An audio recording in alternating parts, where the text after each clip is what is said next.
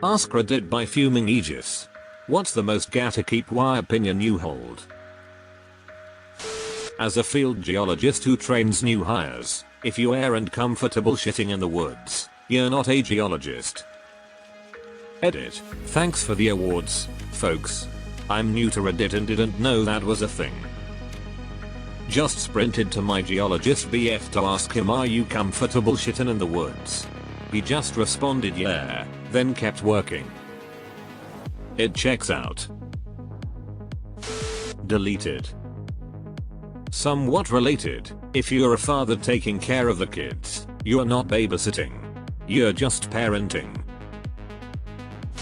In the car community, the whole respect all builds thing is bullshit. Your clapped out shitbox with eBay springs that scrapes over everything and looks like ass doesn't count. Elokal lighthearted. A lot of people in the comments don't know what gatekeep means. I know what it means, but can you explain it just so we're sure you know? It's not real gatekeeping unless it comes from the Gate region of France.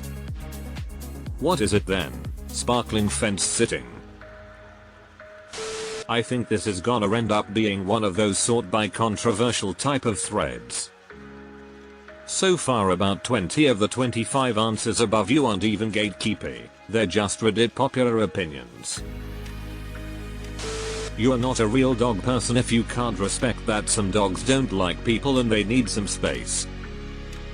If you claim all dogs like me, then you like the image of yourself being a dog person more than you actually like dogs. Yup. I'm a dog trainer and there was a Moody, Hungarian dog breed general farm dog with a herding bent at the farmer's market the other day, and I've never actually seen one in real life, so I asked if I could say hi. The owner agrees. I do my typical would you like to say hi kind of greeting, and the Moody sniffed my hand and then backed away. The Moody's owner then was about to force this dog to submit to my petting.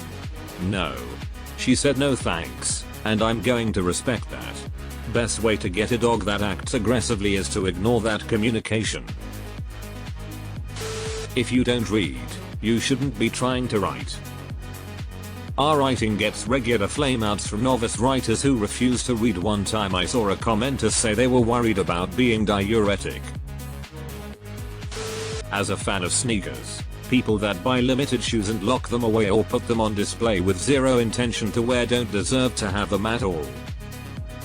I mean, at this point the whole sneaker culture in the US is just insane. Here is a limited edition piece of plastic we made for 50 cents in China that LL go for $250 in retail. I would never admit this to anyone IRL, but I hated what rich kids have done to thrift shopping. I am so mad at the gentrification of secondhand shopping. I remember going to Goodwill for my back to school clothes in elementary and getting an entire wardrobe for $30. Moved countries. Secondhand is trendy here. Can't get a single goddamn t-shirt for $30. It's become cheaper to buy fast fashion than to buy secondhand. What's the fucking point? The gate at my workplace is for deliverers only. I don't think you can get any gatekeep here. Modern mainstream country isn't country, and if it's all you like then you don't like country. I heard the term farm emo once and it is my favorite descriptor. If you want to design tabletop RPGs you need to play more than just D&D. IDK, the guy who invented D&D had never even played D&D. Three-wheelers and slingshots are not motorcycles. Damn right, they're just snowmobiles on wheels. You can't be a MILF without having a child. Deleted. When I ask people their favorite dinosaur and they tell me pterodactyl or plesiosaurus, being the responsible dinosaur fan that I am, I have to break the news that those aren't actually dinosaurs, but flying aquatic reptiles. Edit. Please keep commenting your favorite prehistoric creatures, dinosaur or not. It's great seeing people so excited about it. Mine would be Parasaurolophus. Thing is, Dinosaur means different things scientifically and colloquially. And in the broader colloquial use, anything even remotely lizardy and extinct counts, and I'm fine with people using it that way. Just please don't say mammoth. BTW. Favorite actual dinosaur is velociraptors. Favorite dinosaur Deinonychus. The rule of Gondor is mine and no others. Authority is not given to you to deny the return of the king. You can't get past my community college A&P biology class with a C. You shouldn't be a nurse. Edit. I guess I wasn't entirely clear. This is the policy of my former institution.